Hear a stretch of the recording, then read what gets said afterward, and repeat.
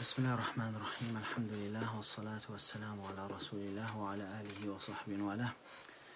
Just before we start the last session about the dua, I received a question from one brother asking, is Salatul Tarawih, is it a Sunnah or is it a Nafl? Now,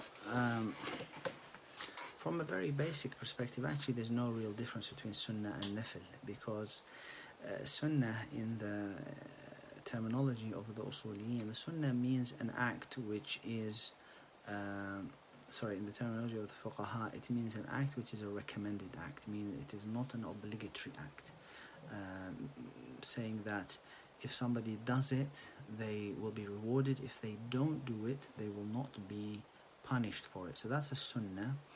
And Taraweeh is a Sunnah in that case, because it's not a fard, it's not an obligatory act to do. If you don't do Taraweeh, there is no punishment that is related. Unlike if you miss, for example, if you miss Salatul Isha or Salatul Fajr, then there is something related to that, because that's the obligatory prayer. Nafl means extra prayer, an extra prayer that's extra, and that's why Allah subhanahu wa ta'ala in the hadith of Qudsi, He makes a distinction between the fara'id and the nafl. He said that the most beloved thing that my slave comes closer to me is the fara'id, and then he continues to come closer to me with the nawafil. So there's fard and nawafil. So if you see here, the word nafl is like it's like the meaning of that under the fard. There's fard, there's nawafil, and we also know that the nafila is also another meaning for the sunnah. So in that case, both sunnah and nafil mean the same thing.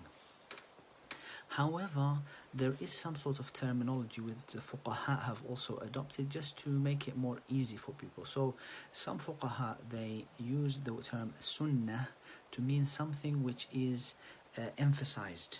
It is an emphasized thing. It's something that the Prophet ﷺ used to do regularly, or he used to do, maybe he used to encourage with his verbal encouragement, or he used to do regularly. So for example, the 2 rak'ah before Fajr is considered Sunnah, because it was something that the Prophet ﷺ always used to pray regularly. Now he also used to pray regularly 2 rak'ah before Dhuhr and 2 rak'ah after Dhuhr. So this becomes like a regular thing that he used to pray, and that's why in the hadith of Abdullah ibn Umar and Aisha and so on, they say we memorize from the Prophet ﷺ 10 rak'at that he used to do on a daily basis, and another version they said 12 rak'at. So all of these are